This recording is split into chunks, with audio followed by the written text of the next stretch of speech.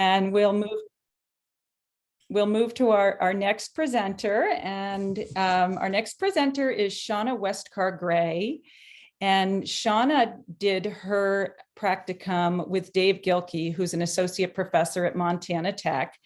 The name of her presentation is Montana Environmental Health Association Needs Assessment. And this was done through MIHA, which is the Montana Environmental Health Association.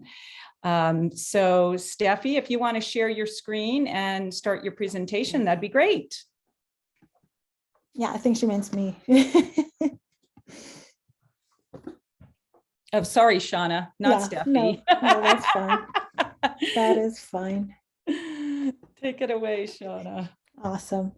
Thank you, Professor Taggart. Again, my name is Shauna Westcar Gray, and this part of my project is to conduct a needs assessment of the environmental health workforce in Montana. My site mentor was awesome, Professor Gilkey from Montana Tech. Just so much to learn, but the purpose and products, three main products, but the purpose of this practicum was to follow up on a previous Montana public health workforce needs assessment, but focusing on the needs of environmental health workforce or sanitarians across Montana, documenting the history of the workforce in the United States and Montana, projecting their future needs and identifying ways to retain and recruit competent sanitarians.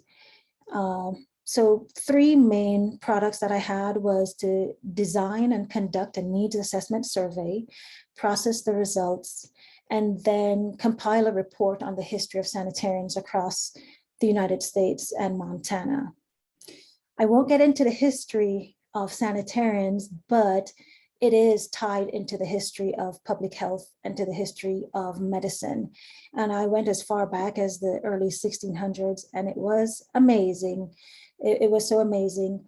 But I'm going to focus on what has carried forward until today. And persistent beliefs in society is that we have a strong sense of individualism and independence.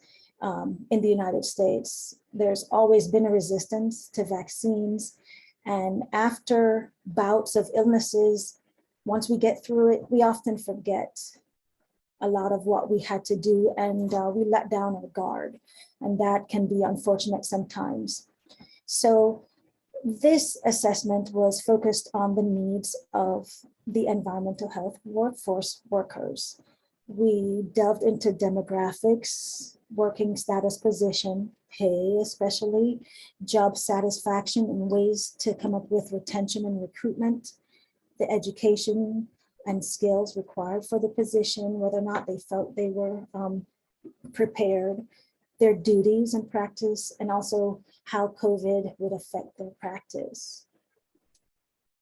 Just a brief set on the demographics. The respondents were mostly females, about 60%, mostly white, as we can imagine. And unfortunately, only 1% was under 25 in terms of age, 6% between 25 and 30, and can't see what this is, 25% between the ages of 30 and 39. So we have a workforce that is older and getting older and approaching retirement. And this is going to be a big issue in terms of fulfilling the need, especially when you consider that people have left in droves in the past year or two because of what's been happening with COVID. Most of them, 83%, were full-time employees, and 44% would consider themselves sanitarians.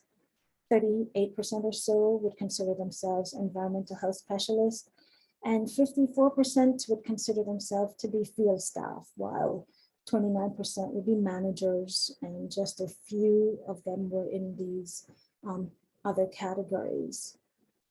So there are just a few things I want to focus on because this survey was encompassing, and we want to just keep it centered on the needs of these employees and how they are positioned. Salary is a big component, and about 70% made under $65,000 a year. This led to a 50% saying that they're not satisfied with their salary. Another thing we focused on was their area of study. What were they doing? How did they get here into this field? Only 15% studied in public health, and 15%, another 15% would say they were in community health and health promotion positions. 21% did environmental sciences, 33%, the majority, were either biologists or chemistry majors, and a few with math and business in their background. So for this survey, the primary area of practice for 86% of the respondents was environmental health. And these are all the categories that we listed as possible. This is important because in addition to their primary area of practice, 25% of respondents said that they had multiple areas of practice as their primary focus. And some of them even said all of the above. So they were doing a lot with their, in terms of their area of practice. In addition to their primary area of practice, their secondary area, 94% they also practiced in other environmental health related activities. So this gave the sense that they all felt that their duties were too broad, too encompassing, and it just crossed so many specialty areas. So when we asked them the difficulties of their jobs, only 1% said they were not stressed. And I think this is very important. Some of the other difficulties they mentioned were being overworked, burnt out, understaffed. There was a high turnover. Dealing with the public became something that was kind of brand new to this time. COVID-related issues, and the public not being aware of what they did as environmental health workforce, dealing with managers, and of course, the pay. Another thing they mentioned was a lack of consistency, of course, during this COVID time, especially with regulations and enforcement. The changes that they went through because of COVID, it was about half and half felt that they were prepared by their department for these changes. But in addition to the changes that happened, they felt additional stress. 40% said they felt burnt out, they were short-staffed. Of course, the public hostility, their personal economic situation, and there was also politics involved.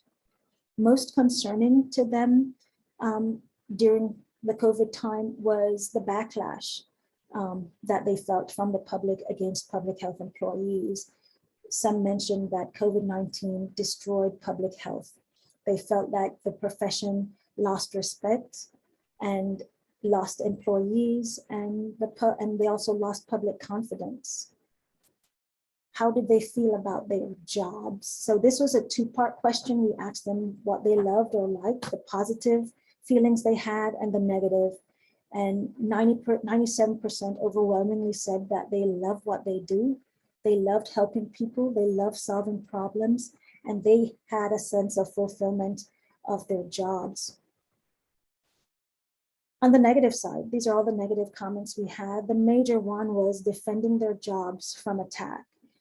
And then there was the hostile environment, stress. A lot of them were stressed. They felt undervalued, underappreciated, not supported. There was low pay. Pay is always there. They felt overworked. They felt that there was unclear and unenforced regulations. And of course, politics was creeping in. So the major takeaways from this assessment, well, first of all, was that they loved what they do and they love serving the public and solving problems. They wanted more support and better relationships with management, and they wanted to feel appreciated and respected. They desperately need help to reduce the workload. They would like higher pay and flexibility, and this was very important to have a more focused job description, because currently they do so much within the realm of the public or environmental health statistics. They mentioned recruitment. For retention and recruitment, there were several things they came up with. In terms of retirement, 60% was considering retiring. It would vary depending on how long they were thinking, if they were thinking maybe 1 to 2 years, 2 to 5 years. And some people just said they were unsure, but 60% said they were considering retiring. Other reasons they were thinking of leaving the field outside of retirement would be because of pay, 29% pay, to reduce the stress, to reduce the hostility, improve flexibility in their life, and because of the poor management and the excessive workload. 89% of participants said that they had retirement plans, and 91% said their employers offered retirement. But they also mentioned that improving the retirement plans would be, or their benefits package would be good. In terms of recruitment and retention, of course, there is higher pay, flexibility, support, and respect. I'm not quite sure how we would get this back.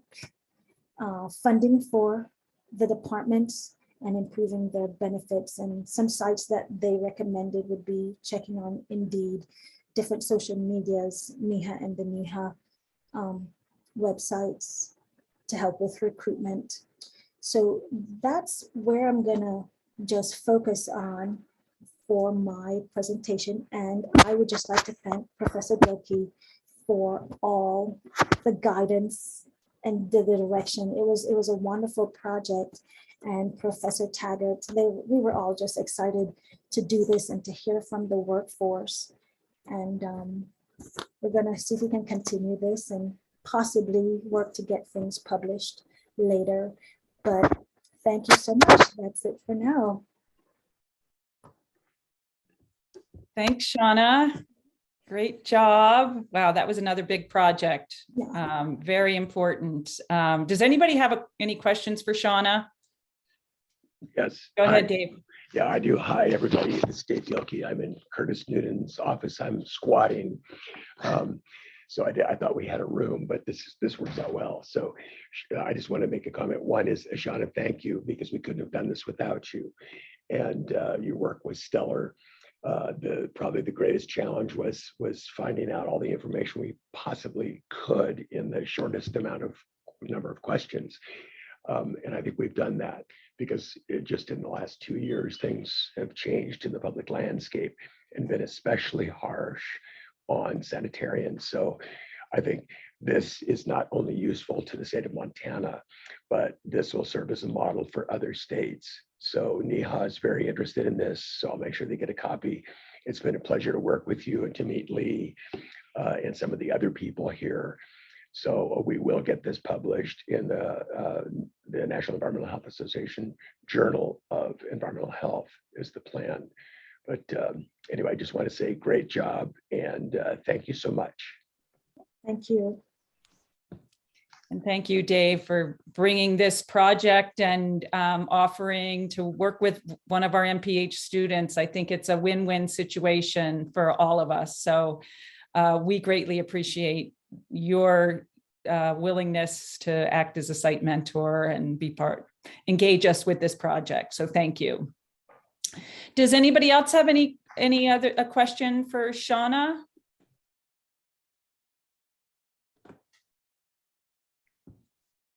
Give people a sec here. Okay, all right. Well, thank you, Shauna. Great job. Thank you. Yeah. I'll we can stop recording.